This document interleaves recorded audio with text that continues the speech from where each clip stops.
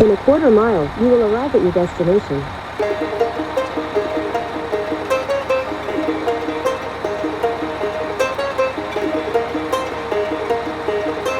We have arrived. La la let me be. La la let me be. La let me be free. La la let me be. La la let me be. La let me be free. Right over there is the world famous Cadillac Ranch. I just checked it out. I've never been here before.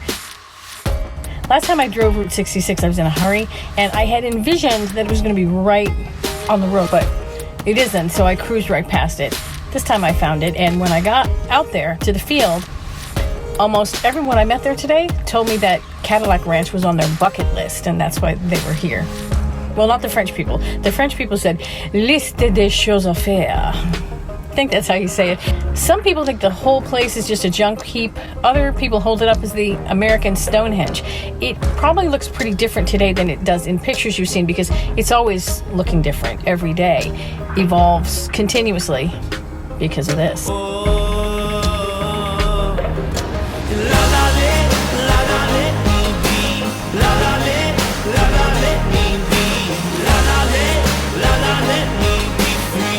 The artist/architects who built it were members of a collaborative called Ant Farm. It was formed in 1968 by Doug Michaels and Chip Lord. Hudson Marquez joined them later. Michaels said they wanted to be an architecture group that was more like a rock band, and I think they succeeded pretty much with that.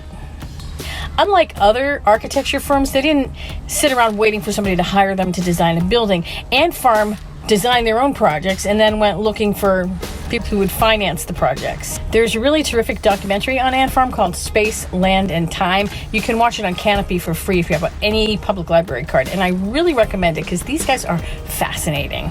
For one thing, they were strong advocates of nomadic life. They viewed all, these builds, the van, truck, bus, homes that were out there, they viewed all that as a type of architecture. They actually designed a series of stopping points for what they referred to as media nomads all across the country, and they called it the Truck Stop Network. The network consisted of these mini cities that provided food, fuel, mechanics, connections, communication. Remember, this is the 1970s, okay? So not only was there no internet then, the most modern video camera that existed was the Sony Portapak, a massive black and white reel-to-reel thing. But they built a media van complete with a bubble window on the top to shoot video out of. They were like YouTubers before, decades before there even was YouTube. Seriously, check out the documentary. Everything these guys did was infused with humor and intelligence, whether it was recreating the Zapruder film, making inflatable buildings out of parachutes, or burying cars nose down in the dirt.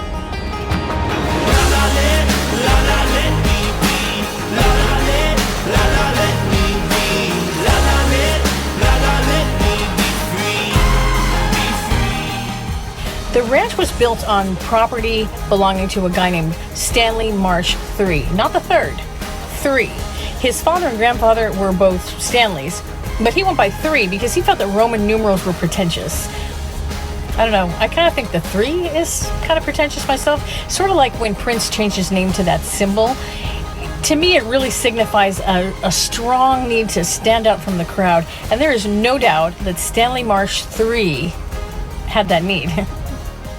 When the Ant Farm guys were looking for patrons, Stanley was a great fit because Stanley was a pretty artsy guy, though he wasn't so much an artist as someone who made art happen. His granddaddy, the first Stanley Marsh, amassed a fortune in oil and helium, and he passed it down to his son, Stanley Marsh II, who passed it on to his son, Stanley Marsh III. My daddy was rich and my mommy was good looking. Stanley attended the Wharton School of Business, and in 1967 he came back after his father's death to oversee the family's investments. And he had some success on his own, but the real business of Stanley's life was art. His financial status gave him the freedom to be as eccentric and flamboyant as he wanted, so he took that permission and ran with it. We've got guests! There's nothing worse than camel spit to ruin a good Stetson. Stanley was known for ruffling a few feathers with his antics. or performance art, depending on how you look at it, and also for a bunch of faux road signs all over town with non sequitur statements on them. They were made by his Dynamite Museum group. He also commissioned work from other artists. A lot of people in town were delighted with the signs. A lot of people weren't. Marsh wanted to work with Ant Farm, but he rejected their first proposal because it wasn't Amarillo-based. Once the Cadillac Ranch concept came up, he said yes, and they got to work. The cars were bought locally, and it took just 4 days to dig 10 holes with a backhoe, drive 9 cars into them, and drop the 10th, which was a non-working car, in with a crane. On day 5, they had an opening. There really wasn't any publicity. Maybe a little bit in Amarillo, but not elsewhere. But the spot really wasn't that well known until, in 1975. Will you look over there? That looks for all the world like 10 Cadillacs nose down in a wheat field. One of my heroes, Charles Kuralt, brought his popular CBS News segment On the Road to the Ranch.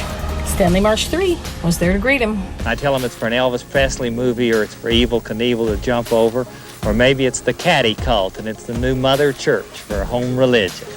I tell him whatever strikes my fancy. Even with the press that was beginning to percolate, the crowds and the graffiti didn't really start in earnest until after Bruce Springsteen's hit song of the same name came out in 1980. Then it just became a free-for-all. La la let, la la let me be.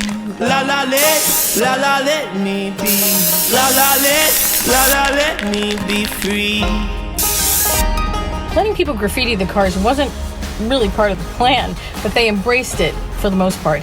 It turned the ranch into an interactive piece, which is very Ant Farm, but Hudson Marquez, in an interview, calls the people who come pigs. So there's got to be some pain involved for them seeing something so elegant that they built become a skeletal wreck. But Stanley thought it was meant to be that way. He said that important things shouldn't be important for long or they'll hog up all the headlines. He said they have to change to make room for new headlines. Speaking of headlines, now we come to the hard part. The headlines Stanley himself got toward the end of his life. He was under indictment on 14 charges, including sexual assault of a child, sexual performance by a child, and indecency with a child. Are the allegations true? It's hard to say, but they've become his legacy. It's hard for people to mention him and the Cadillac Ranch without these allegations.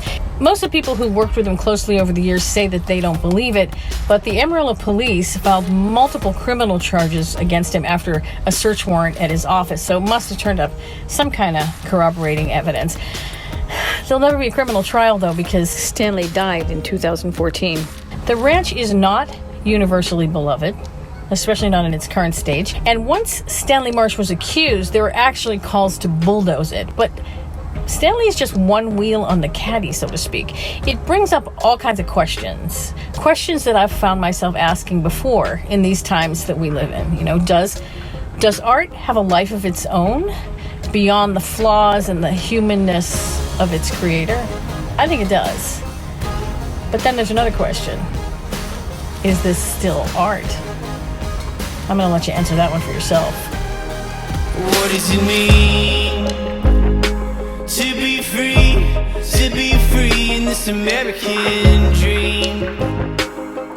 Oh, help me believe life is more than what we've been told it's supposed to be.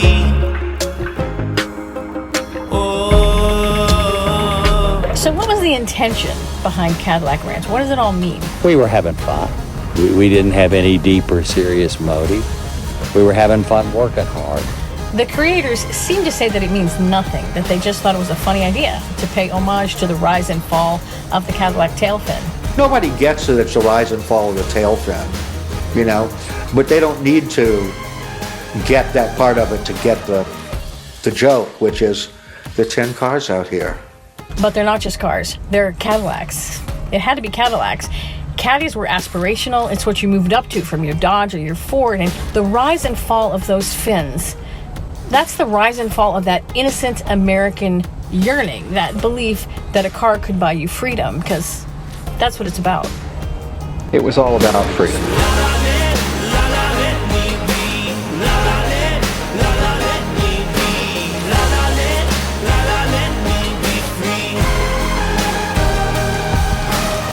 Doug Michaels, who started Ant Farm, fell to his death while climbing to a whale-watching vantage point in Australia in 2003. He was 59, so he's gone. Stanley's gone. But the ranch is still going. The legacy lives on. It's sullied, and it's picked over, and it's painted, but it's a legacy. And that's probably the biggest mystery around it. Why?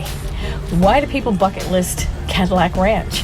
All over America, I found places where people write or carve their names, and it's usually because they're looking for some kind of permanence, some lasting reminder that they were here. But people travel thousands of miles to put their name in this most temporary place. It's going to be gone in a day. It might be gone in an hour.